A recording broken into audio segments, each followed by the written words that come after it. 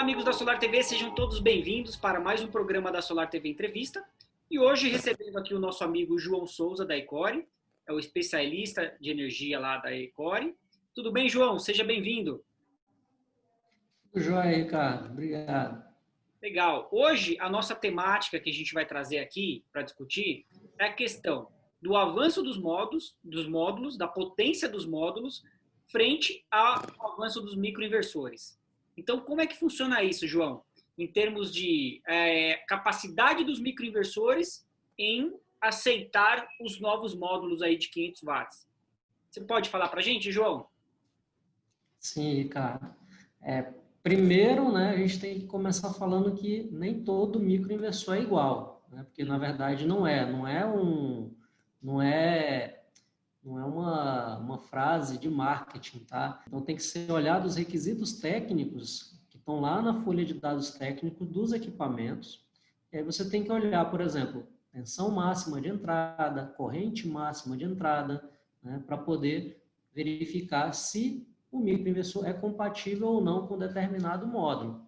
Então, por exemplo, o microinversor da P-Systems, você pode olhar na folha de dados, né, no datasheet, ou na etiqueta do microinversor da P-Systems, você olha lá, tensão máxima de entrada, 60 volts, corrente máxima de entrada, 12 amperes. Isso é o exemplo, né, do QS1, que é o microinversor de 1.200 watts. O microinversor de 1.500 watts, aí você também vai ter que olhar no datasheet. Você vai olhar tensão máxima de entrada 60 volts, corrente máxima de entrada 13,3 ampere por canal. Então você olha esses dados e vê se ele vai ser compatível com o módulo. Aí a segunda etapa é verificar os dados de saída do módulo. É verificar a VOC e a ISC do módulo. Se a VOC e a ISC do módulo estão abaixo da tensão máxima de entrada e da corrente máxima de entrada, é compatível. Tá? No caso do Ryzen de 500 watts, que é o modelo mais potente que a Ecore está vendendo, né? Se eu não me engano, é o mais potente do mercado, né? Já tem uns 2 meses que a Ecore está vendendo esse módulo e foi assim, o primeiro lote foi lançado na pré-venda e se esgotou antes de chegar no porto. Nossa. O segundo lote também já está na pré-venda e ainda não esgotou, mas provavelmente vai acontecer a mesma coisa, né? Então, eu desconheço algum outro distribuidor que tenha módulo de 500 watts ou mais potente que isso atualmente.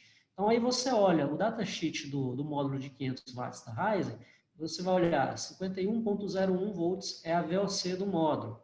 Ou se é 51,01 e a tensão máxima de entrada do QS1A é de 60 volts, está dentro. Aí você vai olhar a corrente de curto-circuito do módulo da Ryzen, 12,46 amperes. Está abaixo de 13,3, então está dentro dos limites, é compatível. Tá? Então é questão de você olhar no datasheet do microinversor, né? No caso do microinversor da P-Systems, e você vai verificar a compatibilidade. Legal. É diferente de verificar compatibilidade em inversor tradicional, onde você olha o oversize máximo, né, em termos de potência. Então, por exemplo, os inversores da SolarEdge, você vai encontrar modelos que têm 135% de oversize máximo ou 150% de oversize máximo. Tem os modelos da linha residencial da SolarEdge, que é 155% de oversize máximo. No caso, se você for olhar os módulos de 500 com o QS1A, que é o microinversor de 1.500 watts da P-Systems, você vai ter em torno de 133% de oversize. Né? É assim que você vai olhar. Tá? No microinversor, você olha a tensão e corrente máxima de entrada. Nos inversores tradicionais, você normalmente olha a potência máxima de entrada. Bacana. Então tá, então você está me dizendo que assim, hoje o que nós temos no mercado, o mais moderno de módulos, que é os módulos de 500, que é o que está chegando agora no mercado mesmo, né? E a evolução é muito rápida, né, João? A gente estava há pouco negociando módulos de 330, agora a gente já está passando para módulos de 500. E isso é uma questão muito levada em conta pela indústria, porque a gente sabe que muita questão de reposição de módulos da mesma potência, da mesma faixa de potência, é um problema, né, para muitos negócios espalhados por aí. Então, eu queria que você falasse um pouquinho sobre isso, a questão da reposição em termos de módulos para o cenário atual. Sim, a gente está vivendo um momento bem peculiar, né? Quando eu entrei lá em 2016, eu cheguei a olhar módulos de 250 watts, eu cheguei a instalar módulos de 270 watts, Uhum. né?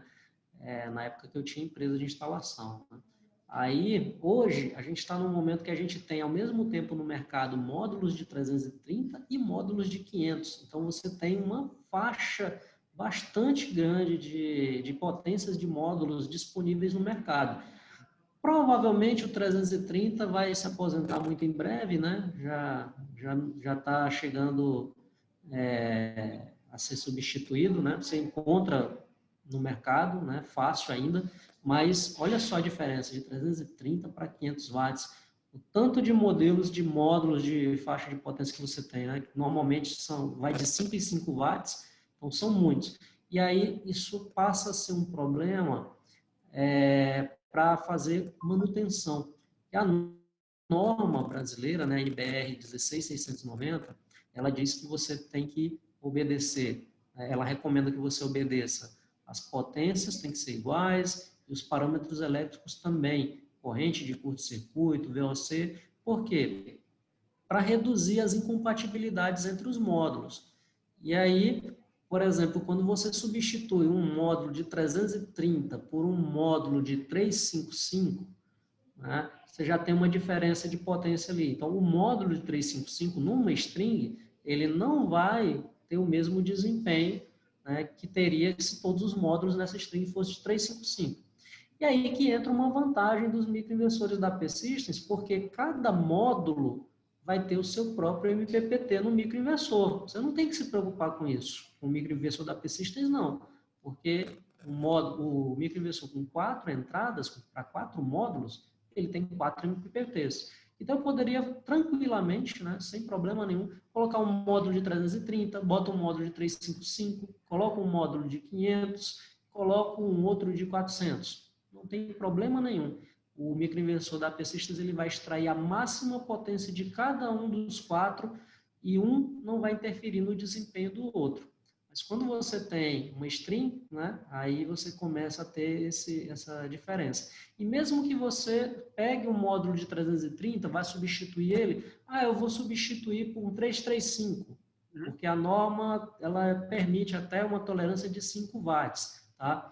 Eu sou um pouco mais radical, eu não aceitaria nem os 5 watts, por quê? Porque também tem a questão da degradação.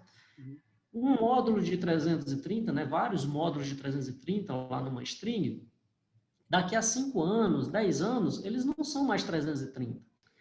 Aí você instala módulos de 330, você tem uma string de módulos de 330 e resolve substituir por um módulo de 335 para substituir um de 330 que deu algum defeito.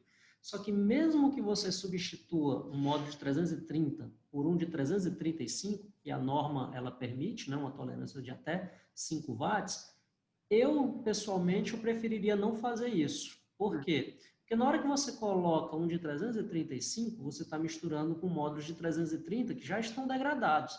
Esse teu 335, ele não sofreu nenhuma degradação, ele não foi posto em funcionamento em momento algum. Então, ele vai performar ali, vai ter um desempenho de um módulo de 335.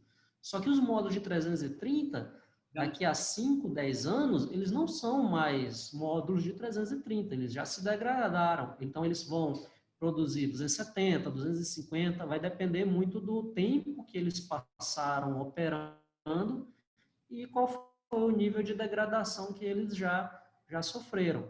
Então, imagina, eu vou colocar um módulo de 330, de 335, numa string com módulos de 330, mas que estão desempenhando como se fosse de 250. Eu vou ter o 335 desempenhando igual um módulo de 250. Não vai adiantar muita coisa. Então, mesmo que eu troque até por um outro de 330, eu vou estar colocando um que vai desempenhar 330 junto com outros que vão estar desempenhando em torno de 250. Então, vai ter mismatch de todo jeito. Vai nivelar por baixo do mesmo jeito. Agora, se eu coloco cada módulo desse em um MPPT, se eu tenho um módulo para cada um MPPT, aí cada um vai estar desempenhando o seu máximo individualmente, um módulo não vai estar interferindo no outro. Esse é o melhor dos mundos, né? Um módulo não interferindo de forma alguma nos demais módulos. Legal. Porque hoje muito se fala assim, né? Como que vai ser esse cenário daqui a 5 ou 10 anos? Porque a gente sabe que a gente vai precisar substituir módulos por vários motivos, né? Ou um módulo Exatamente. que apresentou um problema depois da garantia, ou um módulo que teve um problema de algum impacto. Então, são várias os pensamentos que nos levam a crer que vamos substituir. E é só olhar outros mercados, né? Se a gente olhar o mercado europeu, que está muito mais tempo com usinas, o mercado norte-americano, a gente sabe que isso vai chegar a acontecer. E aí, a questão é, se eu estou trabalhando com string, eu tenho que substituir uma fileira inteira de módulos para poder chegar naquela MPPT ali. Então, se eu tenho 10, 15 módulos naquela MPPT, o certo seria substituir aquela fileira inteira, se eu tivesse algum problema, correto? Sim, sim. E olha que a gente está falando só de potência, né? E agora imagina tecnologia diferente. A gente está trabalhando hoje ainda com os módulos tradicionais de 72 células, 3 diodos de bypass, a célula inteira. E quando chegar no momento que a gente tiver no mercado só módulos half-cell, né? Aqueles módulos onde você tem meia célula, o diodo de bypass está ali no centro do módulo, né, e não no topo, na cabeceira do módulo, né? E aí, como é que fica? Você tem parâmetros elétricos diferentes, você tem tecnologia diferente. Quer dizer, Né? eu nem vou Como é poder que... conectar um módulo desse no MyStream. Mesmo se eu tenho... Isso. Bom, primeiro que você não vai achar um módulo de 335 daqui a 5, 10 anos, né, para substituir ali. Então, você não vai achar esse módulo. E aí você vai ter, sim, que fazer um investimento em uma certa fileira de módulos ali para trocar. Até porque talvez nem naquele inversor também não suporte aqueles módulos daqui a 10 anos, né? Então, tem isso também. Né? Então, Sim. isso é bacana, a questão de você individualizar e você pensar na operação e manutenção quando você pode trabalhar módulos unitários ali para o MPPT. Isso é muito bacana. Legal. Exatamente. Mais alguma coisa para complementar esse raciocínio, João? Dá sim, tem uma coisa que muitas pessoas perguntam, né? Ah, e como é que fica o oversize, né? Porque você imagina 4 módulos de 500 watts num microinversor da AP Systems de 1.500, né? Então, eu vou ter 2.000 watts de potência de entrada, né? E um microinversor de 1.500. Aí o pessoal começa a perguntar, oh, não é potência demais, eu não vou desperdiçar energia, né? Então, tem muito isso. Então, o que é que eu posso dizer a respeito disso? De novo, a resposta está no oversize. O oversizing é uma ferramenta de projeto, né? 4 módulos de 500 watts vai dar 2.000 watts. Num microinversor de 1.500, você vai ter um oversize de 133%. É o limite. Tem inversores, né, da SolarEdge, por exemplo, tem modelo que aceita até 135, 150, né? Como é que você vai saber se é demais ou não é demais o oversize? Aí você tem que fazer o projeto. Você vai, por exemplo, se eu colocar módulos de 500 watts, 4 módulos de 500 watts no microinversor de 1.500, mas o telhado é voltado para o sul, não tem problema nenhum, né? Ele provavelmente nunca nem vai atingir os 2.000 watts, né? E aí você não vai ter problema nenhum, você não vai ter nem clipping, né? Agora, se você coloca isso para o norte, aí você tem que avaliar, pô, é no norte, mas é aonde? É em Minas? É na Serra Gaúcha? Né? Tem algum sombreamento, tem prédios em volta, alguma particularidade? Dependendo do seu projeto, o 133 pode te atender, pode ser excessivo, ou então pode até ser insuficiente também, né? Nada impediria, por exemplo, de você colocar módulos de potência maior se no seu projeto ele está atendendo todos os requisitos técnicos e o clipping não está exagerado, porque o oversize ele tem que ser trabalhado em conjunto com o clipping, né? Você tem que olhar, tem clipping? Tem, mas o clipping é uma energia muito maior do que a energia adicional que você ganhou ao longo do dia, né? tem um artigo no blog da Ecore só falando sobre oversize e clipping, e aí vai dar para entender até melhor, sem eu ter que falar muito termo O técnico, né? clipping é um problema, né, João? Não, o clipping não é um problema. O clipping é uma característica natural quando a potência dos módulos ela é maior do que a potência máxima de saída do inversor. O inversor vai... Isso vale para qualquer inversor, tá? Não é só micro, não. Inversor tradicional, da SolarEdge, o microinversor. O que é que acontece? Quantas horas no dia isso vai acontecer? Quantas vezes no mês? Quantas vezes no ano? Então, o clipping pode existir, é normal, é natural o clipping existir. O que ele não pode é ser muito elevado. Se o clipping for muito elevado, aí você está desperdiçando potência de módulo, né, podendo ter inversor com potência maior e gerar mais energia. Foi mal planejado, né? O projeto foi mal. O clipping só é ruim quando o projeto ele está errado. Quando o projeto está correto, o clipping ele pode existir e pode ser uma coisa boa. Legal. Agora, João, na Ecore, quando o cliente de vocês chegam com essa compra, com essa dúvida, isso na compra vocês dão esse suporte?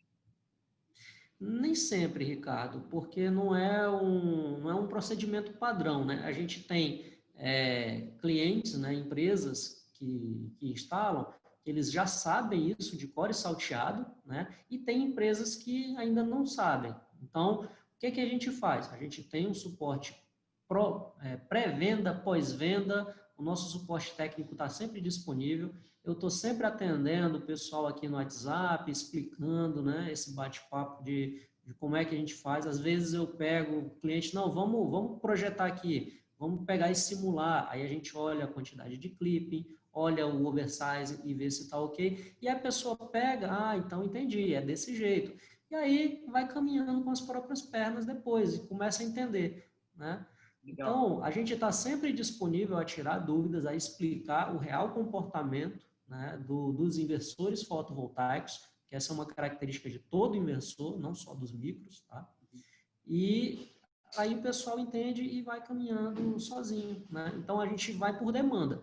Todo cliente nosso que tiver esse tipo de dúvida pode entrar em contato com a gente, que a gente explica com o maior prazer. Que legal. Bacana, pessoal. Hoje a gente entendeu então um pouquinho sobre a questão das escolhas de módulos mais potentes versus os inversores, microinversores, né, e otimizadores. Sabendo que a gente aprendeu que a gente precisa ter um bom projeto, estudar muito bem este projeto, que local do país será instalado, para usar ao seu favor a questão do clipping, a questão do oversizing clipping, não é isso, João? E a questão de você trabalhar com módulos de 500 ou módulos, às vezes, de 450, 390. Às vezes tem um porquê trabalhar com módulos de menor potência. Então, não fazer uma corrida achando que só módulos mais potentes são melhores. Não. Né? Então, isso acontece no mercado. Às vezes o cliente fala, agora eu quero só trabalhar com módulo de 500. Mas, às vezes, será que você precisa trabalhar só com módulo de 500? Então, veja o seu projeto. Por quê? O que o João explicou. Às vezes você tem lá um microinversor com 2.000 watts, com 4 módulos de 500, um inversor de 1.500. A gente vai estar no limite dele de oversize desse microinversor, 133. Não é isso, João? Não, ainda não é o limite, Ricardo. O limite é tensão e corrente. Uhum. Limite de potência não tem. Você só tem que olhar se obedece à tensão máxima de entrada ou à corrente máxima de entrada. E aí você pode aplicar qualquer potência desde que você atenda esses dois requisitos. É lógico, qualquer potência entre aspas. De novo, você vai ter que olhar se o oversize não está exagerado. Exatamente. Às vezes, né, um projeto com oversize exagerado não é legal. Mas eu posso te dar dois exemplos aqui. Vamos pegar o QS1A, que é de 1.500, com 4 módulos de 500 watts. E vamos pegar o QS1, que é o de 1.200 watts, com 4 módulos de 425. Aí, se eu pego aqui 4 módulos de 425, eu vou ter o quê? 425 vezes 4, eu vou ter 1.700 watts aplicados em um microinversor de 1.200. Quanto de oversizing eu tenho aqui? Eu vou pegar e multiplicar isso daqui por 100 e dividir por 1.200. O que é que eu vou ter aqui? Vou ter 141% de oversizing. Significa o quê? 141% de oversizing é um oversizing maior do que se eu tivesse um microinversor de 1.500 com 4 módulos de 500 watts. Eu teria 133. Então, é melhor usar um microinversor de 1.500 com 4 módulos de 500 do que usar um de 1.200 e 4 módulos de 425. Legal. Nesse caso, vale a pena você investir em módulos de potência maior com um microinversor de potência maior, né? Então, como estava se chegando num oversizing já grande para os microinversores de 1.200, e é lógico, não para todo projeto, mas para projetos específicos, aí teve-se a evolução dos microinversores, né, com o microinversor de maior potência, e aí você consegue usar módulos de maior potência sem ter um oversize muito grande, né? Então, esse é um exemplo.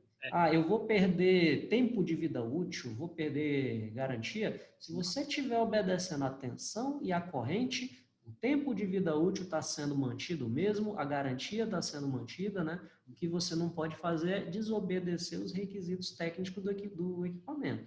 Tensão e corrente máxima de entrada. Está dentro do requisito? Tá ok.